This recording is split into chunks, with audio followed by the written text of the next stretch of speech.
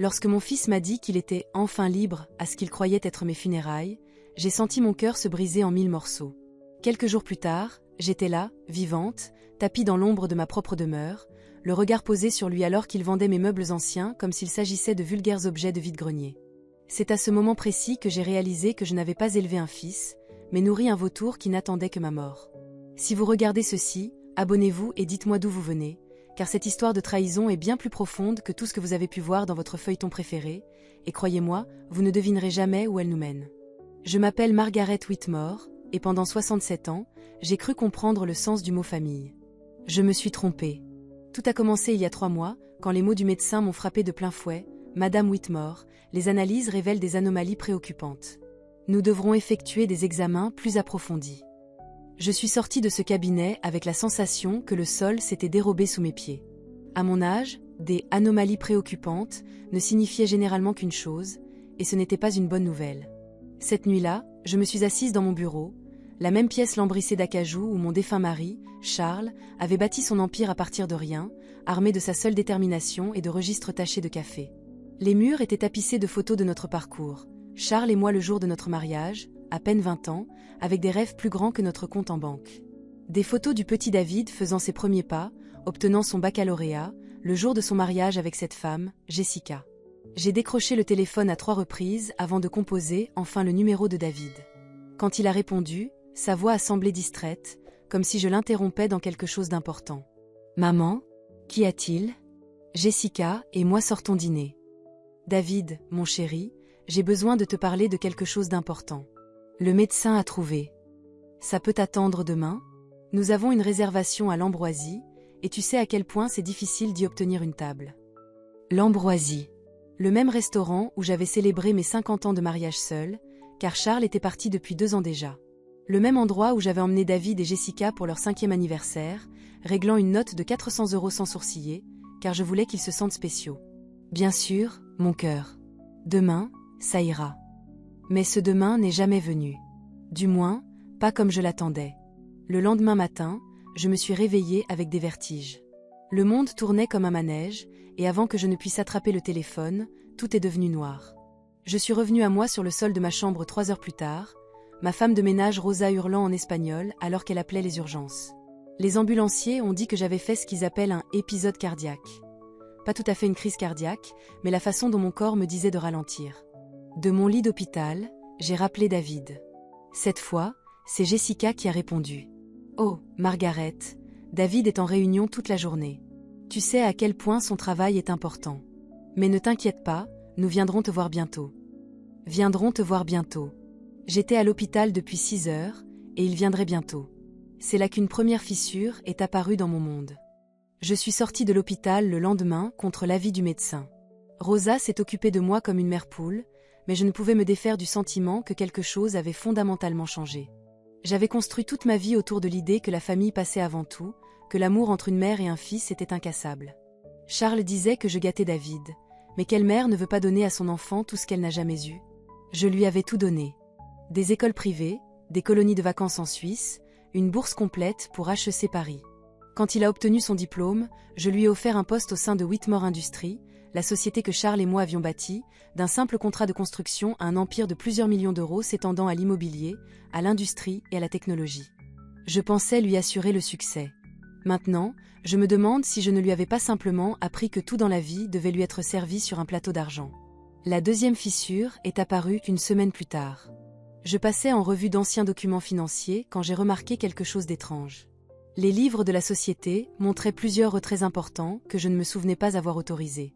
20 000 € par-ci, 50 000 € par-là. Rien qui ne coulerait l'entreprise, mais assez pour attiser ma curiosité. David était la seule autre personne ayant accès à ces comptes. J'ai appelé notre comptable, Harold Morrison, un homme en qui j'avais confiance depuis 15 ans. « Harold, je vois des retraits des comptes de la société que je ne me souviens pas avoir approuvés. Pouvez-vous m'aider à comprendre à quoi ils correspondaient ?» Il y eut un silence qui dura trop longtemps. « Madame Whitmore, ceux-ci ont été approuvés par David. Il a dit que vous lui aviez donné une autorisation verbale pour certains investissements. » Des investissements. David avait toujours été dépensier, mais il était assez intelligent pour demander avant de prendre toute décision financière majeure. Du moins, c'est ce qu'il était. Quel genre d'investissement, Harold? Un autre silence. J'ai supposé que vous étiez au courant. Des Kryptomonnaies, des Startups Technologiques. Des opérations à haut risque, à fort rendement. David semblait très confiant à leur sujet. Mes mains ont commencé à trembler. Des investissements à haut risque avec l'argent de la société. Sans me le dire? Ce n'était pas le David que j'avais élevé. Ce n'était pas le garçon qui demandait la permission avant d'acheter une barre chocolatée avec son argent de poche. Ce soir-là, David est passé à la maison pour ce que je pensais être une conversation attendue depuis longtemps. Il est entré dans mon bureau avec ce sourire charmant qui faisait autrefois fondre mon cœur, m'embrassant la joue comme si rien n'avait changé. « Comment vas-tu, maman ? Rosa a dit que tu étais stressée à propos de quelque chose. » J'ai posé les documents financiers que j'avais examinés. « David, Harold m'a parlé de certains investissements que tu as faits avec les fonds de l'entreprise. Je croyais que nous avions convenu que toute décision financière majeure serait d'abord discutée. » Son sourire a vacillé, juste un instant, mais je l'ai remarqué. « Oh, ça. Maman, tu as été tellement préoccupée par ta santé ces derniers temps, je ne voulais pas t'encombrer de détails commerciaux. Ce sont des opportunités vraiment solides. J'essaie juste de faire grandir l'entreprise pour nous deux. Nous deux. Comme si nous étions des partenaires au lieu d'une mère et d'un fils, comme si je n'avais pas passé 40 ans à bâtir cette entreprise pendant qu'il apprenait à lasser ses chaussures. David, certains de ces investissements sont assez substantiels. J'aimerais être impliqué dans ces décisions. » C'est alors que son masque est tombé complètement. Le sourire charmant a disparu, remplacé par quelque chose de froid et de calculateur que je n'avais jamais vu auparavant. « Maman, avec tout le respect que je te dois, tu ne rajeunis pas. Le médecin a dit que tu avais fait un épisode cardiaque. Il est peut-être temps de penser à prendre du recul et à me laisser gérer les choses. » Ces mots m'ont frappé comme un coup physique. Tu ne rajeunis pas. Prendre du recul.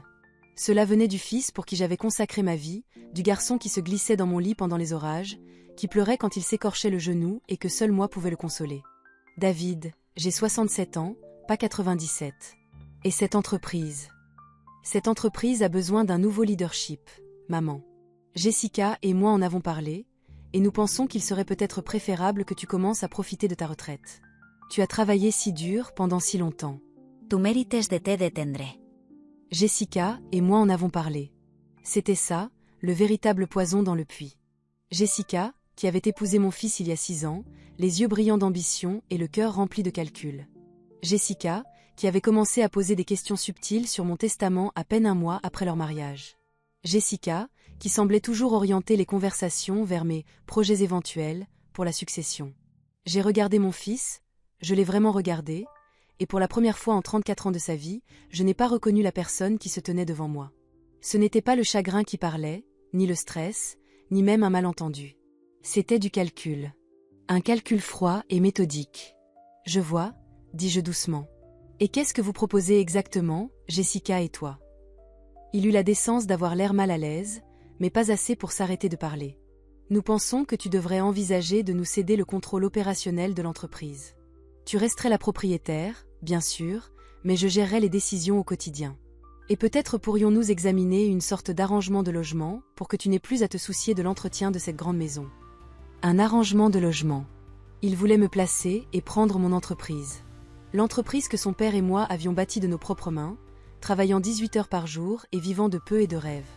L'entreprise qu'il avait envoyée à HEC, lui avait acheté sa première voiture, avait payé son mariage avec la femme qui lui soufflait maintenant le poison à l'oreille.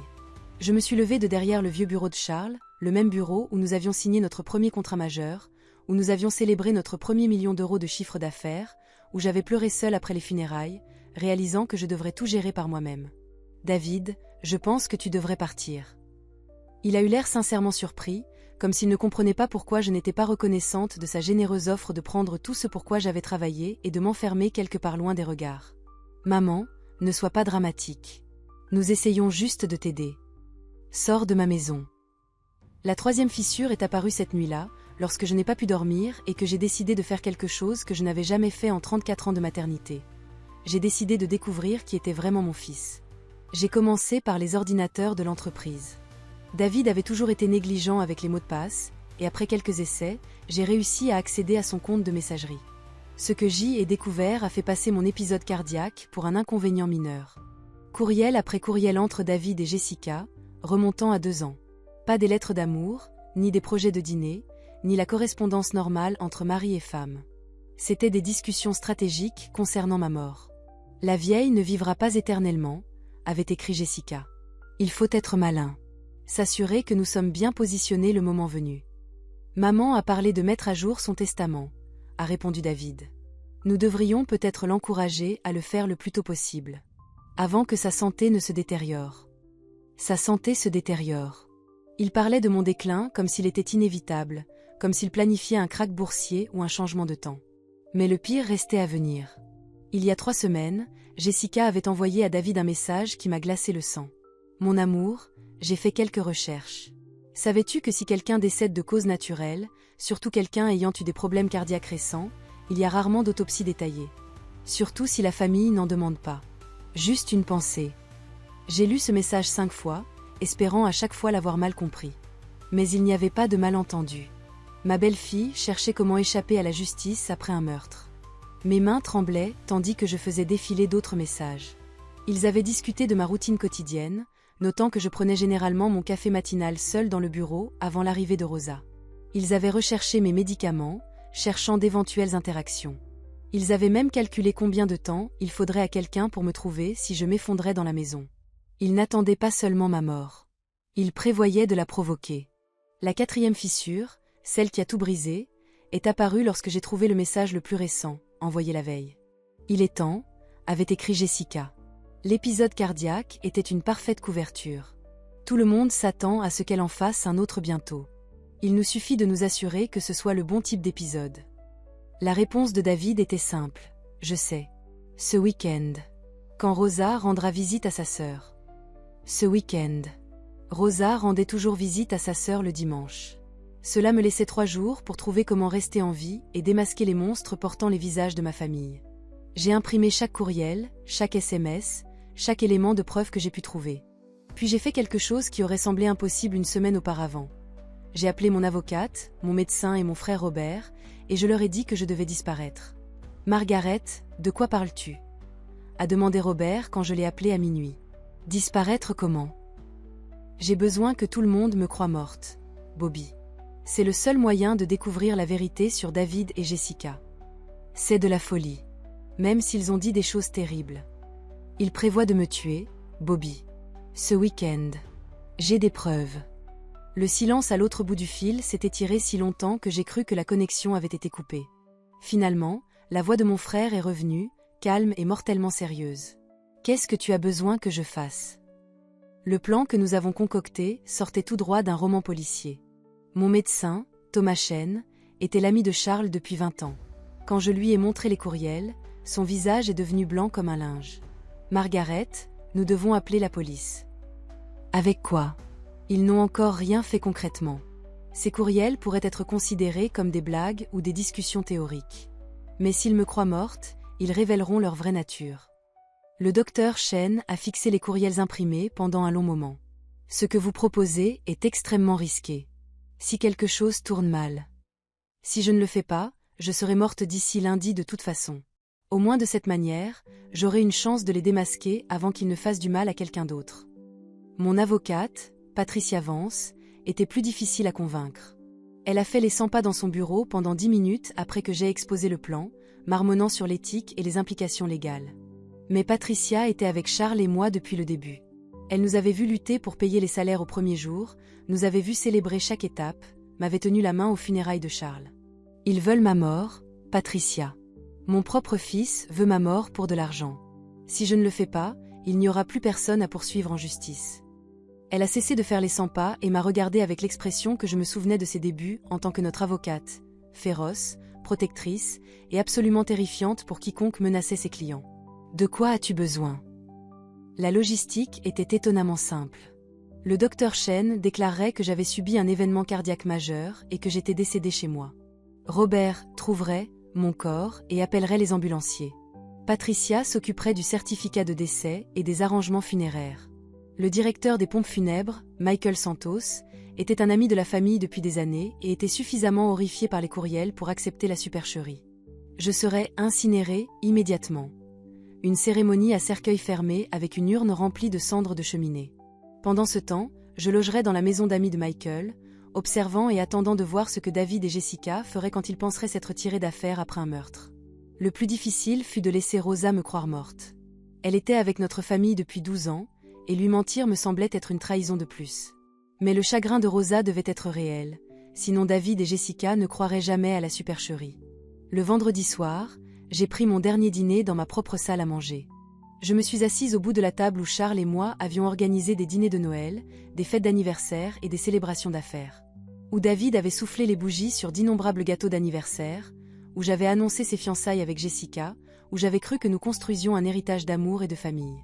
Au lieu de cela, j'avais bâti un monument à l'avidité et à la trahison.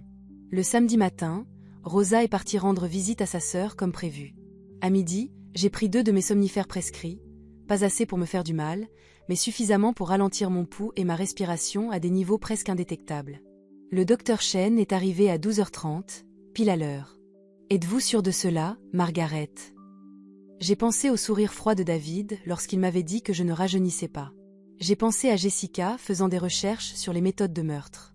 J'ai pensé à la vie que Charles et moi avions bâtie, et à la façon dont notre fils prévoyait de bâtir son avenir sur nos tombes. J'en suis sûre.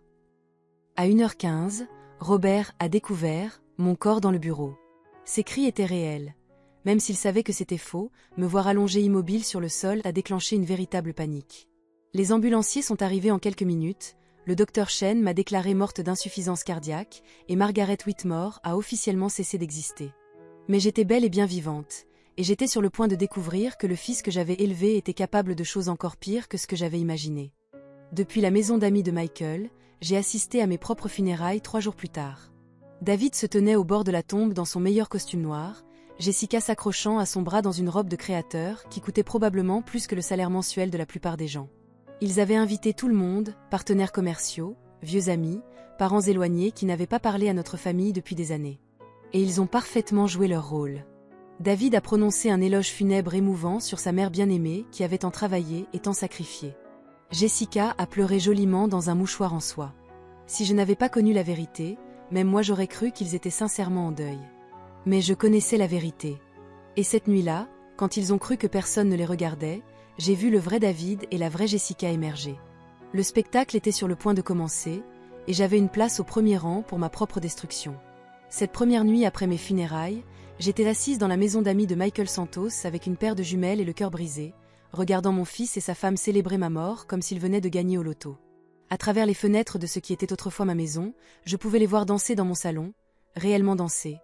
Des coupes de champagne levées, tournoyant autour du tapis persan que Charles et moi avions acheté lors de notre lune de miel à Istanbul.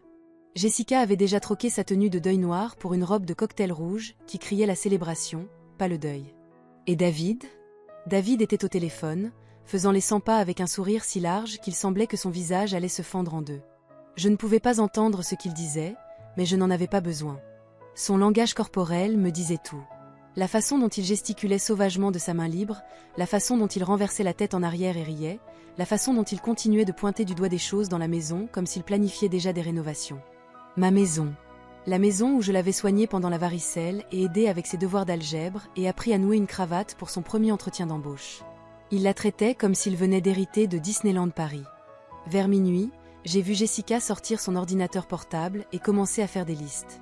Même d'en face, je pouvais la voir taper frénétiquement, probablement en cataloguant tout ce qui avait de la valeur et sur quoi elle pouvait mettre la main. Chaque bijou, chaque antiquité, chaque tableau que Charles et moi avions collectionné pendant 40 ans de mariage. Je pensais que c'était le fond du gouffre. Je pensais que voir mon fils célébrer ma mort était la pire trahison que je pouvais vivre. Je me suis trompée. Le lendemain matin, j'ai reçu un appel sur le téléphone jetable que Robert m'avait donné. C'était Patricia, mon avocate, et sa voix tremblait de rage. « Margaret, il faut que tu saches ce qui s'est passé à la lecture du testament ce matin. » Déjà, je ne suis « morte » que depuis 12 heures. David a insisté pour une lecture d'urgence. Il a dit que la famille avait besoin de tourner la page et que l'entreprise nécessitait une transition immédiate du leadership. Il a amené Jessica et Margaret, il a amené un avocat. Mon sang s'est glacé. Quel genre d'avocat? Le genre qui se spécialise dans la contestation de testaments. Margaret, ils sont venus préparer à combattre tes dernières volontés avant même que ton corps ne soit en terre. Je me suis effondrée sur la chaise de cuisine de Michael, prise de vertige. Qu'ont-ils contesté? Tout. Ils prétendent que tu étais mentalement incapable lorsque tu as mis à jour ton testament pour la dernière fois. Ils ont documenté cet épisode cardiaque comme preuve de déclin des facultés mentales. L'avocat de David soutient que laisser 30% de ta succession à des œuvres caritatives prouve que tu ne pensais pas clairement. 30% à des œuvres caritatives. J'avais prévu de laisser de l'argent à l'hôpital pour enfants où j'avais fait du bénévolat pendant 20 ans, au fonds de bourse d'études que Charles et moi avions créé pour les enfants défavorisés, au refuge pour animaux où j'avais adopté 3 chiens au fil des ans. Je pensais laisser un héritage de générosité. David pensait que je faisais une dépression nerveuse. Il y a plus, Margaret. Ils veulent contester la clause qui accorde à ta femme de ménage Rosa une pension et à ton jardinier Manuel la propriété du petit pavillon situé à l'est de la propriété. Rosa, qui était comme une fille pour moi. Manuel, qui avait travaillé pour notre famille pendant 15 ans et dont la femme se battait contre le cancer. David voulait aussi les dépouiller. Et l'entreprise. Le silence de Patricia s'est étiré trop longtemps. Il ne conteste pas seulement tes volontés concernant la succession de l'entreprise. David prétend que tu lui avais secrètement promis la pleine propriété il y a des années, mais que tu n'as jamais mis à jour les documents. Il dit qu'il a des témoins. Des témoins. Des gens qui mentiraient au tribunal pour de l'argent. Des gens qui aideraient mon fils à voler tout ce que son père et moi avions bâti. Patricia, combien de temps avons-nous?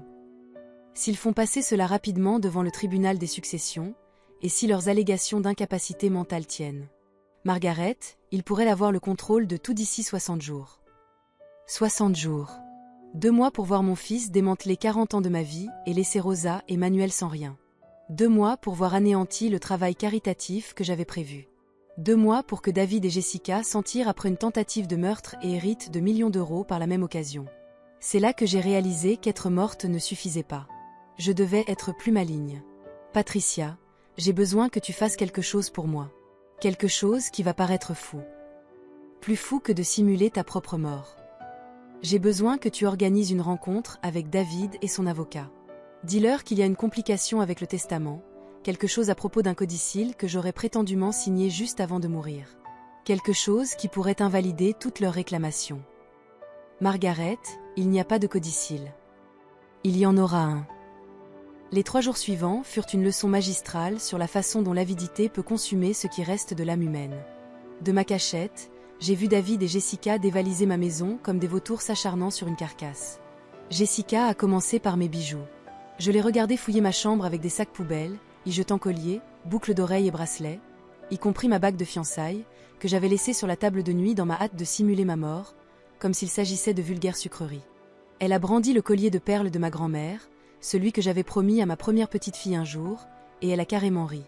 Enfin, l'entendis-je dire à David lorsqu'il monta vérifier ses progrès. Ta mère avait si mauvais goût en matière de bijoux. La plupart de ces babioles devront partir directement aux enchères. Des babioles. Ces perles avaient appartenu à ma grand-mère, à mon arrière-grand-mère, et à la mère de celle-ci avant elle. 4 générations de femmes de ma famille les avaient portées le jour de leur mariage. Pour Jessica, ce n'étaient que des objets à convertir en argent. Mais les trahisons de David allaient encore plus loin.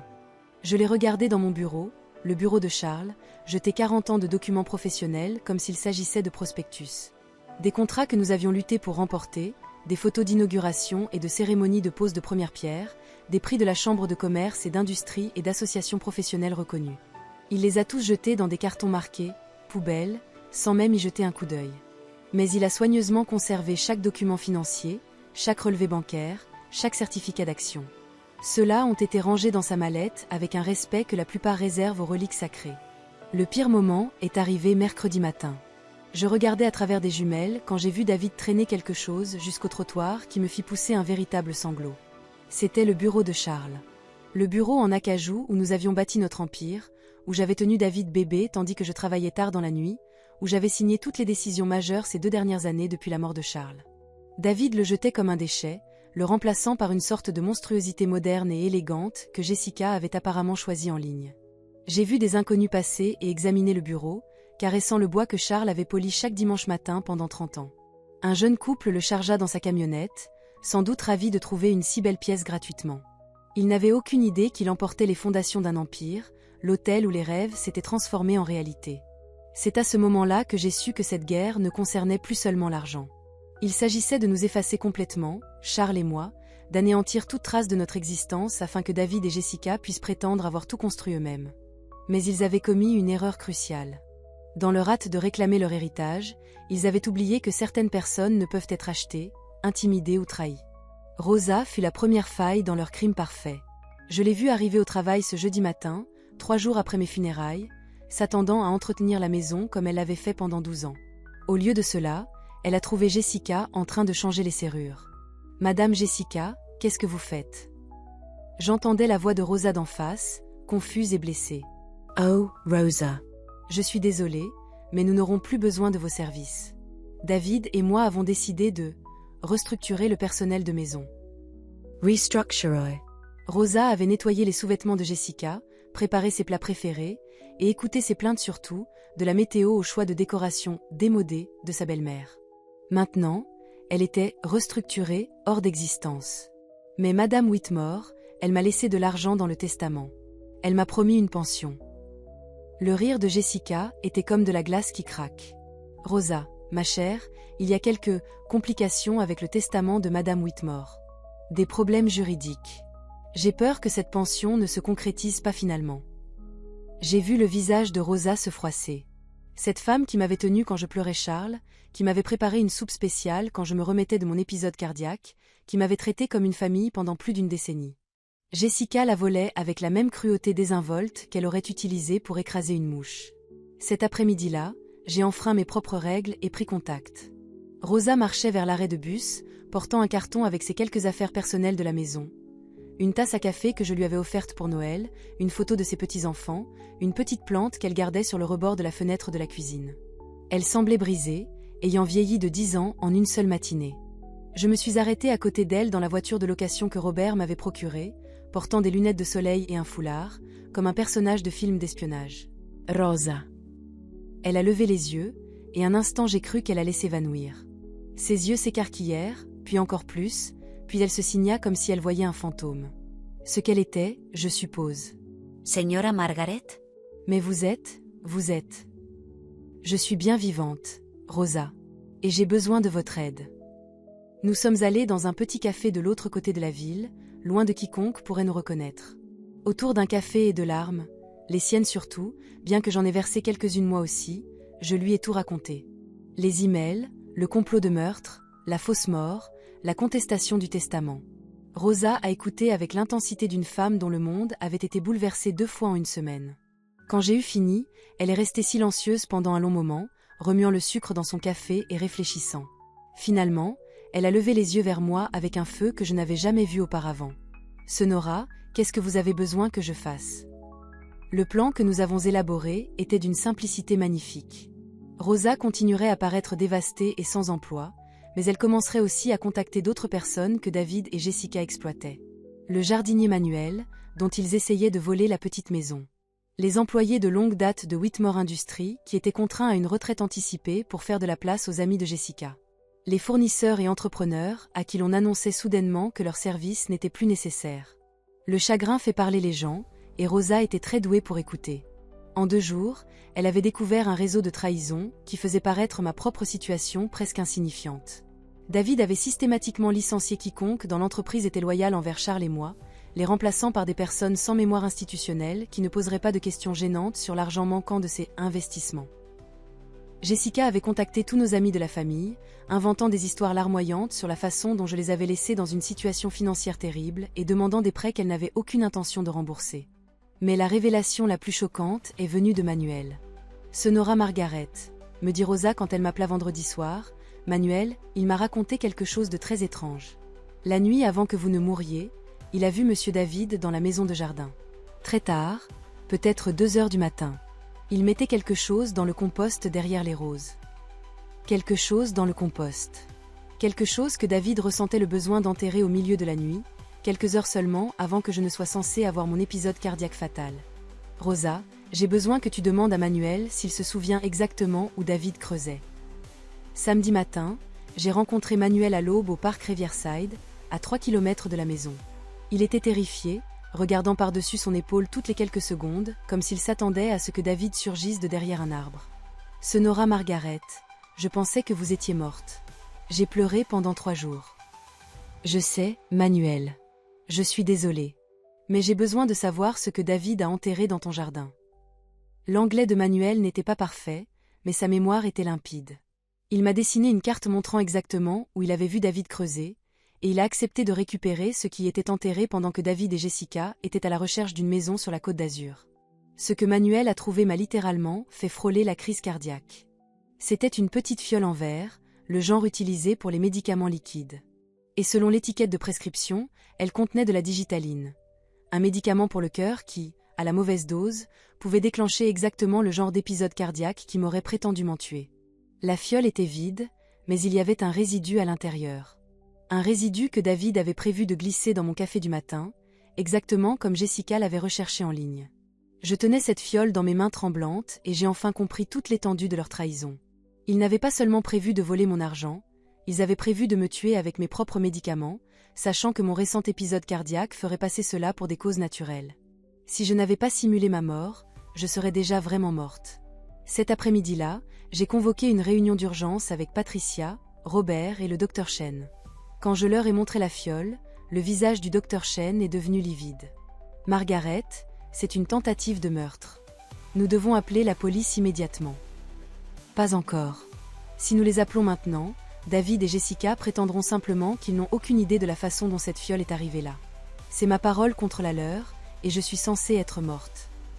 Patricia faisait les 100 pas de nouveau, mais cette fois avec excitation au lieu d'anxiété. « Margaret, à quoi pensez-vous » J'ai souri pour la première fois depuis des semaines. Un vrai sourire, pas l'expression forcée que j'avais arborée en regardant mon fils détruire mon héritage. Je pense qu'il est temps que les morts se lèvent et parlent pour eux-mêmes. La phase finale de mon plan était ambitieuse, dangereuse et absolument nécessaire. David et Jessica pensaient s'être tirés d'affaire avec le crime parfait. Ils étaient sur le point d'apprendre que certaines tombes ne restent pas closes. Lundi matin, Patricia a passé l'appel pour lequel je me préparais. « Monsieur Whitmore ? C'est Patricia Vance. Je crains qu'il y ait eu un développement important concernant la succession de votre mère. Nous avons découvert des irrégularités qui nécessitent une attention immédiate. Pouvez-vous et votre épouse venir à mon cabinet cet après-midi ? Et vous voudrez amener votre avocat. » J'entendais la panique dans la voix de David, même à travers le téléphone de Patricia. Quel genre d'irrégularité ? Le genre qui pourrait invalider l'intégralité du testament, Monsieur Whitmore. Le genre qui pourrait signifier des poursuites pénales. Cet après-midi-là, je me suis positionnée dans l'immeuble d'en face au cabinet d'avocat de Patricia, avec des jumelles puissantes et un appareil photo numérique. Je voulais voir le visage de David quand le piège allait enfin se refermer. Lui et Jessica sont arrivés 20 minutes en avance, tous deux habillés comme s'ils allaient à une réunion du conseil d'administration au lieu d'affronter potentiellement des accusations de fraude. L'avocat de David était un homme au visage acéré, dans un costume coûteux, qui semblait facturé à la minute. Mais ils avaient oublié un détail crucial dans leur précipitation à réclamer ma fortune. Une personne décédée ne peut pas être assassinée par quelqu'un qui a déjà hérité de ses biens. Et j'étais sur le point de prouver que j'étais bien vivante, très en colère, et tout à fait prête à les détruire de la même manière qu'ils avaient essayé de me détruire. La réunion était prévue à 15h. À 14h58, j'ai passé un appel téléphonique qui allait tout changer. « David ? C'est maman. Je pense que nous devons parler. » Le silence à l'autre bout de ce coup de fil s'est étiré si longtemps que j'ai cru que David avait pu mourir de choc. Quand il a enfin parlé, sa voix était à peine un murmure, comme s'il parlait à un fantôme, ce qu'il pensait, je suppose, être le cas. « Maman ? Mais, on vous a enterré. Vous avez enterré des cendres de cheminée, mon chéri. Je vous ai regardé célébrer ma mort toute la semaine dernière. Nous devons avoir une conversation à ce sujet. » J'entendais Jessica en arrière-plan, sa voix perçante de panique. « Qui est-ce ? » ?»« David, qui est au téléphone. Tu as l'air d'avoir vu un fantôme. »« Quelle ironie. Où êtes-vous » La voix de David devenait plus forte, mais j'entendais la peur en dessous. Comment est-ce possible ? Je suis dans la salle de conférence de Patricia, mon fils. La même salle de conférence où vous et votre femme venez d'essayer de voler tout ce pour quoi j'ai travaillé toute ma vie. La même salle de conférence où vous êtes sur le point d'apprendre ce qui se passe quand on essaie d'assassiner quelqu'un de plus intelligent que vous ne le pensez. J'ai entendu Jessica hurler en arrière-plan. Pas un soupir surpris ou un cri choqué, un hurlement à gorge déployée de rage et de terreur. À travers la fenêtre de Patricia, j'ai vu David s'effondrer sur une chaise, son avocat coûteux se levant et regardant autour de lui comme s'il s'attendait à ce que la police fasse irruption. « David, vous avez exactement 10 minutes pour monter ici et faire face à ce que vous avez fait. Si vous essayez de vous enfuir, je vous promets que la police sera très intéressée par cette fiole de digitaline que vous avez enterrée dans le jardin de Manuel. » La ligne a été coupée. À travers mes jumelles, j'ai vu David tituber pour se lever comme un homme marchant vers son exécution. 9 minutes plus tard, ils étaient à la porte de Patricia. Je m'étais placé derrière le bureau de Patricia, le même endroit où j'avais signé mon premier contrat commercial il y a 43 ans, où j'avais mis à jour mon testament après la mort de Charles, où j'avais pris la décision de simuler ma propre mort plutôt que de laisser mon fils me tuer dans mon sommeil. Quand Patricia a ouvert la porte, Jessica semblait avoir vieilli de 10 ans en 10 minutes. Ses cheveux parfaitement coiffés étaient en désordre, son maquillage étalé par les pleurs ou les cris, ou les deux. David semblait sur le point de vomir à tout instant. Mais c'est leur avocat qui a parlé en premier. « Madame Whitmore, si vous êtes bien celle que vous semblez être, je dois vous informer que ce que vous avez fait constitue une fraude à plusieurs niveaux. Simulez votre propre mort, déposez de faux documents. » J'ai levé la main, et il a cessé de parler. Étonnant de voir à quel point ce geste était efficace quand on était censé être ressuscité. « Monsieur. » J'ai regardé Patricia, qui a consulté ses notes. « Brennan. James Brennan. » Monsieur Brennan, avant de commencer à me faire la leçon sur la fraude, peut-être voudriez-vous m'expliquer comment il est légal pour vos clients de planifier un meurtre, de tenter de voler les employés de leur mère décédée, et de déposer de fausses allégations concernant sa capacité mentale. La bouche de Brennan s'ouvrit et se referma comme un poisson cherchant de l'air. David s'enfonça lentement dans la chaise en face de moi, me fixant comme s'il essayait de mémoriser chaque détail. « Maman, murmura-t-il, nous pensions que vous étiez morte. » Je sais exactement ce que vous pensiez, David. Je sais aussi exactement ce que vous aviez prévu de faire pour vous assurer que je resterais morte. J'ai fouillé dans mon sac à main et en ai sorti 2 objets. Les emails imprimés que Rosa m'avait aidé à récupérer de l'ordinateur de David et la fiole de digitaline que Manuel avait trouvée dans le jardin. Jessica, voudriez-vous expliquer à tout le monde pourquoi vous faisiez des recherches sur les médicaments cardiaques et leurs dosages létaux? David, peut-être pouvez-vous nous parler de votre session de jardinage nocturne la nuit précédant ma prétendue mort. Jessica a commencé à hyperventiler. Réellement hyperventiler, respirant si vite et si peu profondément que Patricia s'est levée pour lui chercher un sac en papier. Mais même à travers sa crise de panique, je voyais son esprit travailler, calculer, essayer de trouver comment retourner la situation à son avantage. David avait la réaction inverse. Toute la combativité, toute l'arrogance, tout le calcul froid que j'avais vu en lui ces derniers mois ont juste disparu. Il ressemblait à un petit garçon qui avait été pris en train de casser quelque chose de précieux et attendait sa punition. « Maman, je peux expliquer. » « Expliquer quoi ? Expliquer comment vous avez cherché des moyens de me tuer ? Expliquer comment vous avez célébré mes funérailles en dansant dans notre salon ? Expliquer comment vous avez jeté le bureau de votre père comme un déchet ? Cette dernière phrase le frappa comme un coup physique. Son visage se froissa, et un instant, j'ai vu un éclair du garçon que j'avais élevé. Celui qui s'asseyait à ce bureau pour faire ses devoirs pendant que je travaillais tard dans la nuit. « Je suis désolé, murmura-t-il. « Maman, je suis tellement désolé. » Mais Jessica s'était remise de sa crise de panique, et maintenant elle était en colère. « C'est insensé !» hurla-t-elle, me pointant du doigt comme si j'étais une sorte d'imposteur. « Vous ne pouvez pas simuler votre propre mort et ensuite revenir ici comme si de rien n'était. C'est une fraude. C'est une tentative de meurtre, dis-je calmement, tranchant son hystérie comme une lame de rasoir. Ce que vous avez fait s'appelle une tentative de meurtre, Jessica. Et au cas où vous vous poseriez la question, le délai de prescription pour ce crime particulier ne commence qu'au moment où la tentative est découverte. » Je me suis tournée vers Brennan, qui prenait frénétiquement des notes et calculait probablement combien il pourrait facturer pour ce qui allait devenir l'affaire juridique la plus compliquée de sa carrière. « Monsieur Brennan, je suppose que vous retirez immédiatement la contestation du testament. Puisqu'il est plutôt difficile de prouver l'incapacité mentale de quelqu'un d'assez intelligent pour simuler sa propre mort afin de démasquer un complot de meurtre. » Brennan regarda David, qui regarda Jessica, qui semblait vouloir se glisser sous la table de conférence et disparaître. « Madame Whitmore, » dit Brennan prudemment, « mes clients opéraient sous l'hypothèse que vous étiez décédée de cause naturelle. S'ils ont fait des déclarations qui semblent insensibles rétrospectivement. » J'ai ri. Littéralement ri, là, dans la salle de conférence de Patricia, tandis que mon fils et ma belle-fille se débattaient comme des insectes sous une loupe. « Insensible ? Monsieur Brennan, Vos clients ont fait des recherches sur des méthodes de meurtre, ont planifié de m'empoisonner avec mes propres médicaments pour le cœur, puis ont célébré ma mort en dansant littéralement sur ma tombe. Je ne pense pas que « insensible » couvre tout à fait cela. C'est à ce moment-là que David a finalement craqué. « Vous voulez connaître la vérité, maman ?» Il se leva si vite que sa chaise bascula en arrière. La vérité, c'est que nous en avions marre d'attendre. Marre de vous voir amasser des millions d'euros pendant que nous luttions pour joindre les deux bouts. Luttions pour joindre les deux bouts. David vivait dans une maison de 4 chambres à Neuilly-sur-Seine que je les avais aidés à acheter. Il conduisait une BMW que je lui avais offerte pour son 30e anniversaire.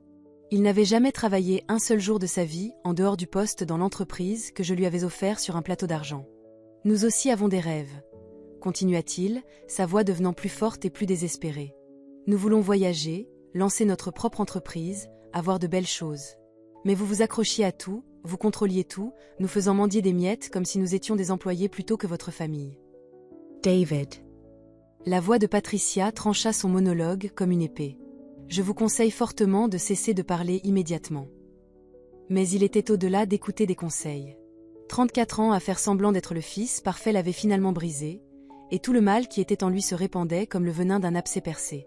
Savez-vous ce que c'est de grandir en étant le fils de Margaret Whitmore ? Tout ce que j'ai jamais fait était comparé au grand empire que vous et papa avez bâti. Chaque emploi que j'ai essayé, chaque idée que j'ai eue, chaque rêve que je voulais poursuivre, tout était mesuré à l'aune de votre succès. Et je ne pouvais jamais être assez bien. J'ai regardé cet homme qui ressemblait à mon fils mais parlait comme un étranger, et j'ai ressenti en moi quelque chose que je n'avais pas connu en 34 ans à être sa mère. Une indifférence complète et totale à sa douleur. Alors vous avez décidé de me tuer pour ça. Nous avons décidé de prendre ce qui nous revenait de droit. Jessica avait retrouvé sa voix, et c'était du pur venin. Vous alliez mourir de toute façon. Le médecin a dit que votre cœur faiblissait. Nous avons juste accéléré le processus. La pièce devint complètement silencieuse. Même Brennan cessa de prendre des notes, son stylo figé à mi-chemin du papier. Patricia fut la première à parler. « Jessica, en tant que collègue de l'avocat de votre mari, je vais vous donner un conseil juridique gratuit. Taisez-vous. Tout de suite. » Mais Jessica était au-delà de toute rédemption. Le masque était enfin complètement tombé, et la créature qu'elle était en dessous était désespérée, acculée et absolument prête à tout détruire plutôt que d'admettre la défaite. « Vous n'avez aucune idée de ce que ça a été, » me cria-t-elle. 6 ans à jouer la belle-fille parfaite. 6 ans à faire semblant de s'intéresser à vos histoires ennuyeuses, à votre mari mort et à votre petite œuvre de charité pathétique. 6 ans à vous regarder gaspiller des millions d'euros pour des gens qui ne l'apprécient même pas. Jessica. David tenta de lui saisir le bras, mais elle le repoussa. Non. Elle veut la vérité? Elle l'aura. Chaque dîner d'anniversaire où nous devions vous écouter parler du bon vieux temps. Chaque Noël où nous devions faire semblant d'aimer vos cadeaux horribles. Chaque réunion de famille où tu rappelais à tout le monde à quel point tu étais généreuse, à quel point nous étions tous chanceux de t'avoir. Elle pleurait maintenant, mais pas de tristesse. De rage, pure et simple. Et le pire? Le pire du pire était de te voir donner de l'argent à des inconnus, à cet hôpital, à ces étudiants boursiers, à Rosa et Manuel, alors que ta propre famille devait demander la permission pour dépenser le moindre sou. Je me levai lentement, sentant chacun de mes 67 ans dans mes os. Mais je sentais aussi autre chose. Une force que j'ignorais posséder, forgée dans le feu de l'ultime trahison et trempée par une colère juste. Jessica, tu as absolument raison sur un point. Je gaspillais mon argent pour des gens qui ne l'appréciaient pas. Mais ces gens n'étaient ni l'hôpital, ni les étudiants boursiers, ni mes employés. Je contournai le bureau jusqu'à me tenir directement devant elle, assez proche pour voir la haine brûler dans ses yeux. Ces gens, c'était vous. C'est là qu'elle se jeta sur moi. Je ne sais pas ce qu'elle comptait faire, me crever les yeux, m'étrangler, ou simplement me plaquer au sol dans un accès de fureur. Mais Jessica n'avait jamais connu de véritable bagarre dans sa vie privilégiée, tandis que moi, j'avais passé 40 ans à me frayer un chemin à la dure dans le monde des affaires. Je fis un pas de côté, elle trébucha en me dépassant et s'écroula lourdement, ses talons de créateur s'en mêlant alors qu'elle percutait le classeur de Patricia. Le bruit de sa tête heurtant le tiroir métallique fut sec et définitif, comme un coup de maillet. Pendant un instant, personne ne bougea. Jessica gisait recroquevillée sur le sol, du sang perlant d'une coupure sur son front, gémissant doucement. David la regardait avec horreur, puis me dévisagea comme si j'avais délibérément orchestré sa chute. Peut-être l'avais-je fait. Patricia, dis-je calmement, je crois qu'il est temps d'appeler la police. Mais avant que Patricia ne puisse saisir son téléphone, David surprit tout le monde dans la pièce, y compris lui-même, je crois, en tombant à genoux. Non pas pour aider sa femme. Pour supplier. Maman, s'il te plaît. S'il te plaît, ne fais pas ça. Je sais qu'on a fait des erreurs, je sais qu'on a dit des choses terribles, mais nous sommes la famille. On n'envoie pas sa famille en prison. Famille.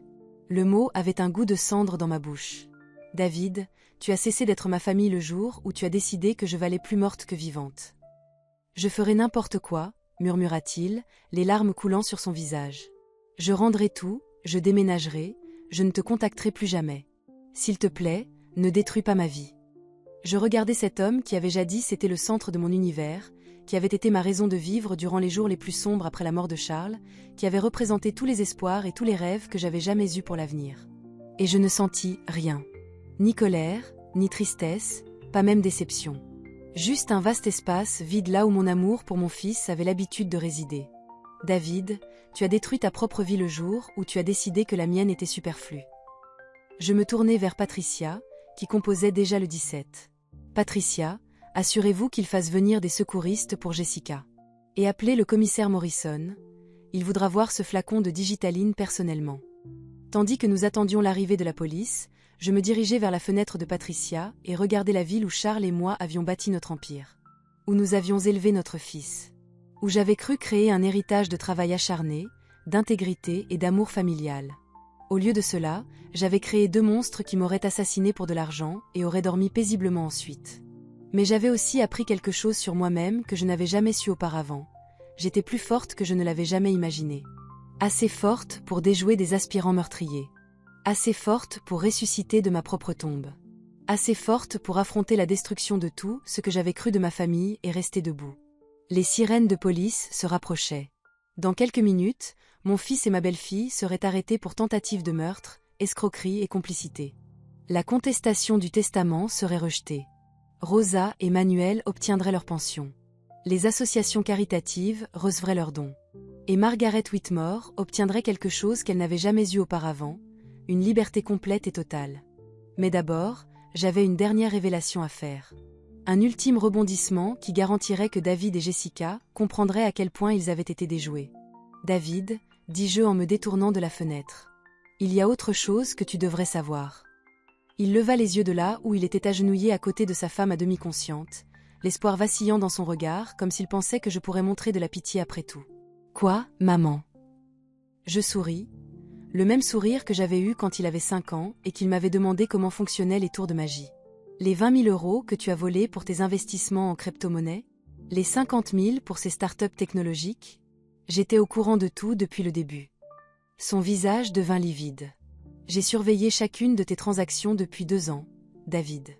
Chaque retrait non autorisé, chaque fausse signature, chaque mensonge que tu as raconté à Harold concernant ma permission. J'entendais maintenant les voitures de police s'arrêter à l'extérieur, leurs sirènes s'éteignant une par une alors que les agents se préparaient à arrêter mon fils pour avoir tenté de me tuer. Je te donnais du mou, mon chéri. Et tu en as utilisé chaque centimètre pour te pendre. La porte de la salle de réunion s'ouvrit en grand, et le commissaire Morrison entra, suivi de 4 officiers en uniforme. « Madame Whitmore », dit-il, saluant d'un signe de tête comme si ce n'était qu'un jour ordinaire au bureau plutôt qu'une résurrection. « Je crois comprendre que vous avez ici des personnes qui ont tenté de vous tuer. » Je regardai David une dernière fois. Je le regardais vraiment, essayant de retrouver une trace du petit garçon qui s'endormait sur mes genoux pendant les histoires du soir. Il n'était plus là. Il avait disparu depuis des années, probablement. J'avais juste été trop sotte pour le voir. Oui, commissaire. Je pense que vous constaterez qu'ils sont prêts à avouer. 3 semaines plus tard, j'étais assise au premier rang du tribunal de la juge Catherine Morrison. La sœur du commissaire Morrison, comme il s'avéra, regardant mon fils et ma belle-fille faire face aux conséquences d'avoir tenté de me tuer pour mon argent. L'ironie ne m'échappa pas. J'assistais à leur audience de la même manière qu'ils avaient assisté à mes funérailles. Vêtus de noir, entourés de gens qui pensaient connaître toute l'histoire, témoins de la fin de la vie de quelqu'un tel qu'il avait connu. La différence était que cet enterrement, lui, était réel. David était assis à la table de la défense, dans une tenue réglementaire de prisonnier qui rendait sa peau livide et ses yeux cernés. Il avait perdu 10 kilos en détention et avait vieilli d'une dizaine d'années, semblait-il. Toutes les quelques minutes, il se retournait pour balayer la salle du regard, et quand ses yeux rencontraient les miens, je pouvais le voir articuler silencieusement le mot « maman », comme s'il espérait encore que tout cela n'était qu'un cauchemar élaboré dont il pourrait se réveiller. Jessica était assise à ses côtés, sa garde-robe de créateur remplacée par des vêtements fournis par la prison, ses cheveux parfaitement coiffés tirés en une simple queue de cheval. La coupure sur son front, due à sa collision avec le classeur de Patricia, avait cicatrisé en une petite cicatrice qu'elle touchait nerveusement, comme un rappel que son ancienne vie avait disparu à jamais. Elle ne me regarda jamais. Pas une seule fois. Le procureur de la République, maître Sarah Chen, la fille du docteur Chen, car apparemment tout le monde dans cette ville était lié, exposait méthodiquement le dossier que Patricia et moi avions bâti ensemble durant 3 semaines de préparation méticuleuse. Mesdames et messieurs les jurés, cette affaire concerne la trahison ultime. Un fils et sa belle-fille qui ont recherché des méthodes de meurtre, acquis du poison, et planifié de tuer la femme qui leur avait tout donné. Tout cela pour de l'argent qu'ils étaient déjà en droit d'hériter. Elle brandit des tirages des emails de David et Jessica, agrandissant les passages les plus accablants sur un écran pour que le jury puisse les lire. La vieille ne vivra pas éternellement, lut-elle d'une voix imitant Jessica. Peut-être devrions-nous l'encourager à en finir plus tôt que prévu. Plusieurs jurés reculèrent visiblement. Une femme âgée au premier rang halta et porta sa main à sa bouche. Mais la pièce maîtresse de l'accusation était le flacon de digitaline. Maître Chen le brandit comme la pièce à conviction numéro 1 dans un procès pour meurtre, ce qu'elle était, techniquement. Ce flacon contenait suffisamment de digitaline pour provoquer un épisode cardiaque fatal chez une personne ayant les antécédents médicaux de Madame Whitmore.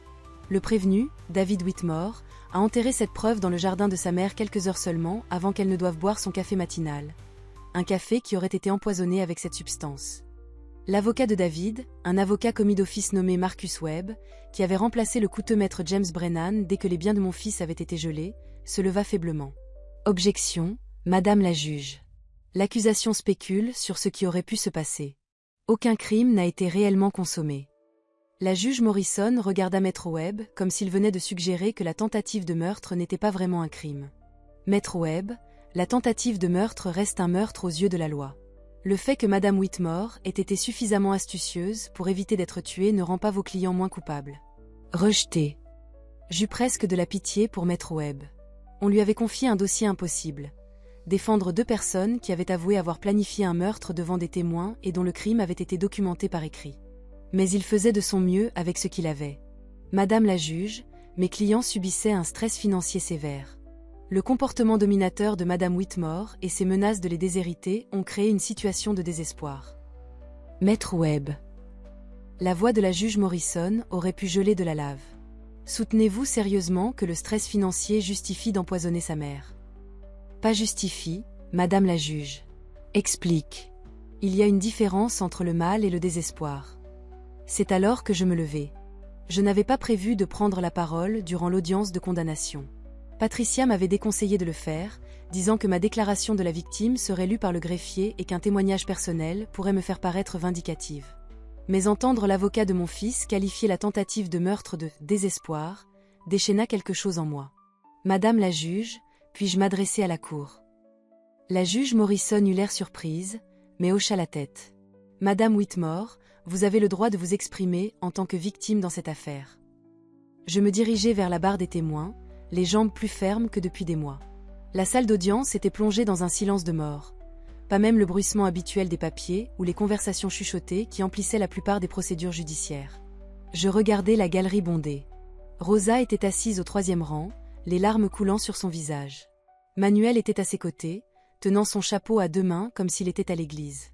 Patricia était assise avec Robert, tous 2 semblant fiers et terrifiés à la fois. Et dispersés dans le reste des sièges se trouvaient des gens que je n'avais jamais espéré voir. Des employés de Whitmore Industries, des médecins et des infirmières de l'hôpital pour enfants, des étudiants boursiers du fonds que Charles et moi avions établi, même Michael Santos de l'entreprise de pompes funèbres. Des gens dont j'avais touché la vie sans même m'en rendre compte. Des gens venus assister à ce que justice soit rendue. Je me tournai pour faire face à David et Jessica, et pour la première fois depuis des semaines, Jessica me regarda directement. Ses yeux étaient rouges d'avoir pleuré, mais il y avait toujours de la défiance. Toujours une étincelle de ce sentiment de droit qui l'avait poussé à rechercher des méthodes de meurtre plutôt qu'à trouver un emploi. Madame la juge, il y a 3 mois, je croyais que la famille était tout. Je croyais que l'amour entre une mère et un enfant était incassable, que les sacrifices que les parents font pour leurs enfants créent des liens qui durent pour toujours. Ma voix était stable, mais je sentais des larmes monter. Non pas des larmes de tristesse, des larmes de soulagement. J'avais tort. David tressaillit comme si je l'avais frappé. La famille, ce n'est pas une question de sang, d'ADN ou de nom de famille partagé. C'est une question de loyauté, de respect et d'amour qui ne vient pas avec des conditions ou des étiquettes de prix. Les personnes qui m'ont montré ce qu'est la vraie famille ces derniers mois ne sont pas celles qui partagent mes gènes. Ce sont celles qui ont risqué leur emploi, leur sécurité et leur réputation pour m'aider à révéler la vérité. Je fis un geste vers Rosa et Manuel. Rosa Delgado a travaillé pour moi pendant 12 ans. Quand elle m'a cru morte, elle a pleuré pendant 3 jours. Quand elle a appris que j'étais vivante, elle a tout risqué pour m'aider à recueillir des preuves contre mon propre fils. Ça, c'est la famille. Rosa sanglotait maintenant, mais c'était de bonnes larmes. Manuel Herrera entretient mes jardins depuis 15 ans. Il aurait pu ignorer ce qu'il a vu la nuit où David a enterré ce poison, il aurait pu s'occuper de ses affaires et garder son emploi. Au lieu de cela, il a choisi la justice plutôt que la sécurité. Ça, c'est la famille. Je me tournai vers Patricia et Robert. Mon avocate et mon frère ne m'ont pas seulement aidé à simuler ma mort, ils m'ont aidé à trouver le courage de revenir à la vie. Ça, c'est la famille.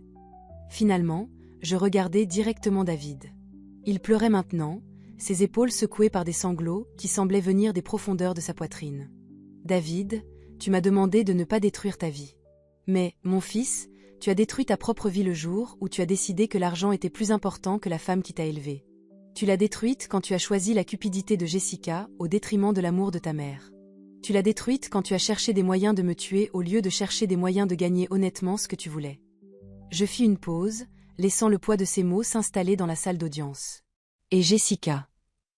Elle rencontra mon regard sans ciller, et je dus admirer son courage, même si c'était trop peu et bien trop tard. Tu as épousé une famille qui t'aurait tout donné, un jour ou l'autre. Tout ce que tu avais à faire, c'était attendre et montrer un peu de respect. Au lieu de cela, tu as transformé mon fils en aspirant meurtrier et toi-même en croqueuse de diamants prête à tuer pour de l'argent d'héritage. Je me tournai à nouveau vers la juge Morrison. Madame la juge, je ne cherche pas la vengeance. La vengeance est ce que les faibles recherchent quand ils ne peuvent trouver la justice. Je veux des conséquences. Je veux que mon fils et ma belle-fille subissent la pleine peine pour avoir tenté de me tuer, afin que chaque autre enfant qui envisage d'empoisonner ses parents pour de l'argent sache exactement ce qui leur arrivera. La salle d'audience était si silencieuse que j'entendais le tic-tac de l'horloge au mur derrière le banc de la juge. Mais le plus important, Madame la juge, c'est que je veux que le monde sache que Margaret Whitmore n'est pas morte dans son bureau il y a 3 semaines. Elle y est née de nouveau. Née de nouveau comme quelqu'un qui ne se laissera pas exploiter, qui ne sacrifiera pas sa dignité pour la paix familiale, et qui, diable, ne laissera personne, pas même son propre fils, voler la vie qu'elle a mis 67 ans à bâtir. Je m'assis au son d'applaudissements épars de la galerie, que la juge Morrison ramena rapidement au silence d'un coup de maillet. Mais je pouvais voir l'approbation dans ses yeux, et plus important encore, je pouvais voir la défaite dans ceux de David et Jessica. Ils avaient tout misé sur mon amour inconditionnel. Ils avaient perdu. La juge Morrison délibéra pendant exactement 17 minutes. Je regardai l'horloge avant de prononcer sa sentence. David Whitmore, vous avez été reconnu coupable de tentative de meurtre avec préméditation, de complicité d'escroquerie, de détournement de fonds et d'abus de faiblesse. Je vous condamne à 25 ans de réclusion criminelle, avec une possibilité de libération conditionnelle après 15 ans. David s'effondra en avant sur la table de la défense, comme s'il avait été abattu. Le son qui s'échappa de lui n'était ni tout à fait un cri, ni tout à fait un sanglot. C'était le son d'un homme voyant sa vie disparaître. Jessica Whitmore, vous avez été reconnue coupable de tentative de meurtre avec préméditation et de complicité d'escroquerie. Je vous condamne à 20 ans de réclusion criminelle, avec une possibilité de libération conditionnelle après 12 ans. Jessica se redressa, le menton levé avec défi. Même face à 20 ans de prison, elle n'allait donner à personne la satisfaction de la voir s'effondrer. Je devais respecter cela, même en célébrant sa chute. En outre, poursuivit la juge Morrison, je prononce une interdiction de contact pour les 2 accusés, leur interdisant de contacter Madame Margaret Whitmore directement ou indirectement pour le restant de leur jour. Toute tentative de communication avec la victime ou ses représentants entraînera des chefs d'accusation supplémentaires. Alors que les agents de sécurité du tribunal emmenaient David et Jessica, enchaînés, David se retourna une dernière fois pour me regarder. Sa bouche bougea, et je pus à peine distinguer les mots qu'il tentait de dire. « Je t'aime, maman. » Juste un instant, un bref instant vacillant, je sentis le vieux tiraillement familier de l'instinct maternel. L'envie de pardonner, de courir vers lui, de promettre que d'une manière ou d'une autre nous réglerions cela ensemble. Puis je me souvins du flacon de digitaline. de la danse de célébration dans mon salon, de la façon dont il avait jeté le bureau de son père sur le trottoir comme des ordures. Je regardais mon fils dans les yeux et articulais silencieusement « Je sais ». Mais ce n'était pas suffisant. 6 mois plus tard, je me tenais dans la salle du conseil d'administration de Whitmore Industries, m'adressant à l'assemblée trimestrielle des actionnaires pour la première fois en tant qu'unique propriétaire et PDG de l'entreprise. À 67 ans, je recommençais ma vie de manière que je n'avais jamais imaginée. Rosa était assise à ma droite, ma nouvelle assistante personnelle, ayant troqué son uniforme d'agent d'entretien pour des tailleurs et révélant un esprit brillant pour l'organisation et la stratégie. Manuel avait emménagé dans la petite maison sur ma propriété et avait pris en charge la gestion des installations pour tous nos bâtiments d'entreprise. Le docteur Chen m'avait donné un bilan de santé positif, déclarant que mes problèmes cardiaques étaient liés au stress et s'étaient en grande partie résolus une fois que j'avais éliminé la source de toxicité de mon environnement. L'hôpital pour enfants avait reçu l'intégralité de leurs dons et avait nommé une nouvelle aile en l'honneur de Charles et moi.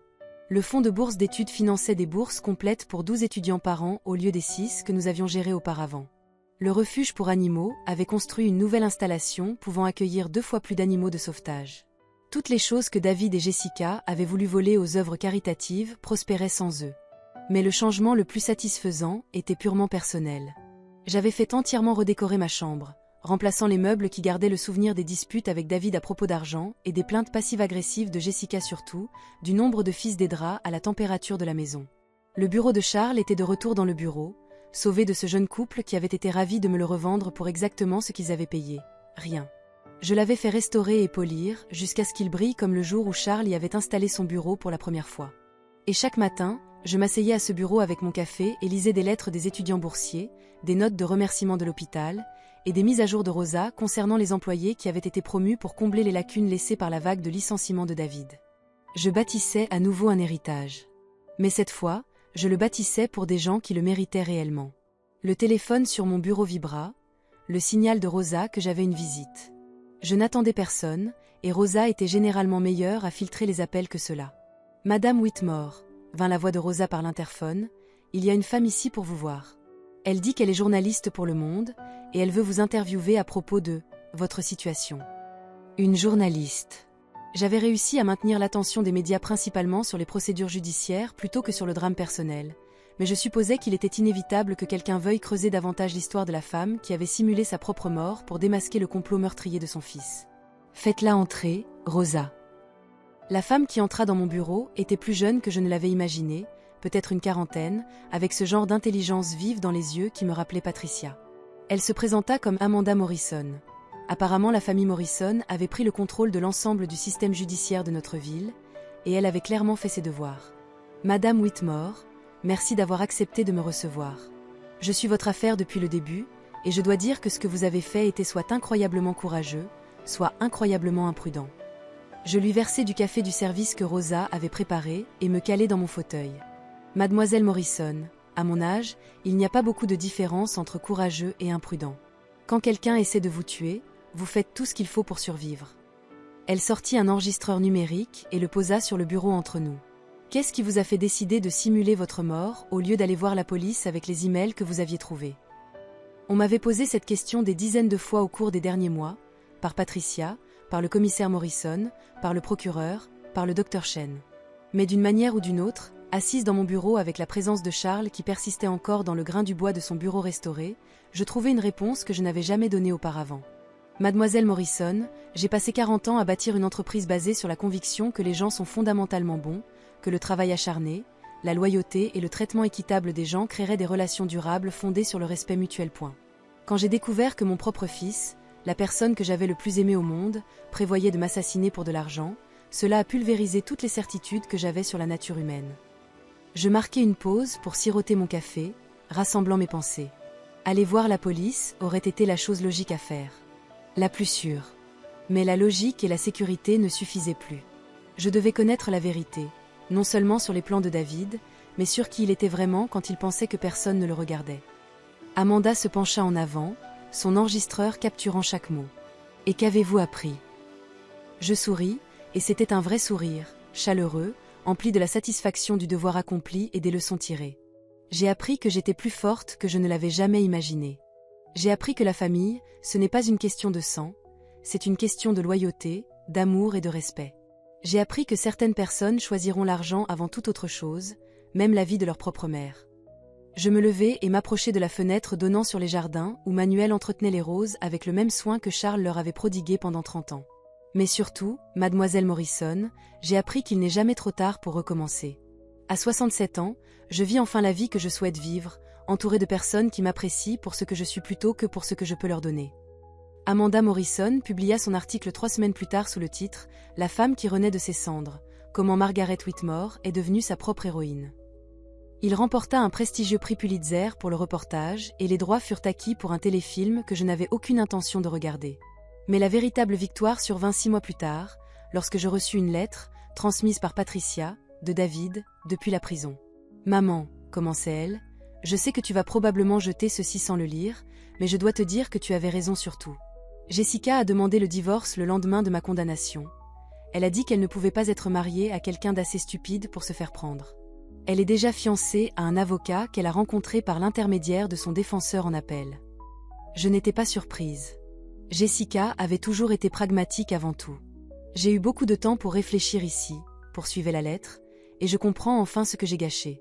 Ce n'était pas seulement l'argent ou l'héritage, ni même la famille. C'était la chance d'être l'homme que toi et papa m'aviez élevé à devenir. J'ai choisi la cupidité plutôt que l'amour, et je l'ai choisi en sachant exactement ce que cela me coûterait. Je posai la lettre sur le bureau de Charles et regardai sa photo, celle où il souriait après que nous eussions remporté notre premier gros contrat. « Qu'en penses-tu, mon amour » demandai-je à son portrait. « Le pardon est-il possible après une tentative de meurtre » Charles me souriait derrière la vitre, mais il ne répondit pas. Cette décision m'appartenait seule. Je pris ma plume et commençai à rédiger une réponse. « David, j'ai bien reçu ta lettre et j'apprécie ton honnêteté concernant Jessica et tes propres choix. Tu as raison, tu as gâché quelque chose de précieux. Non seulement notre relation, mais aussi ta propre intégrité et les valeurs que ton père et moi avons essayé de t'enseigner. » Je marquai une pause, pensant au garçon qui m'aidait à planter des fleurs dans le jardin, qui m'avait dit un jour qu'il voulait grandir pour être exactement comme sa maman et son papa. Cependant, je tiens à ce que tu saches que je te pardonne. Non pas parce que ce que tu as fait était pardonnable, mais parce que garder cette colère empoisonnerait ma propre vie de la même manière que l'avidité a empoisonné la tienne. Je te pardonne afin de pouvoir être libre de construire quelque chose de beau avec le temps qu'il me reste. Je signai la lettre Margaret Whitmore, pas maman, pas affectueusement, juste mon nom. Parce que c'était ce que j'étais maintenant, pas la victime de David, pas la veuve de Charles, pas quelqu'un défini par ses relations avec d'autres personnes. J'étais Margaret Whitmore, unique propriétaire et PDG de Whitmore Industries, bienfaitrice d'œuvres caritatives qui transforment des vies, employeuse de personnes qui privilégiaient l'intégrité à l'argent facile. J'étais Margaret Whitmore, qui était morte dans son bureau 6 mois plus tôt et avait renaît comme quelqu'un qui refusait d'être la victime de quiconque, jamais plus. J'étais Margaret Whitmore, et j'étais enfin, complètement, magnifiquement libre. Et si ce n'est pas une fin heureuse, je ne sais pas ce que c'est. Fin.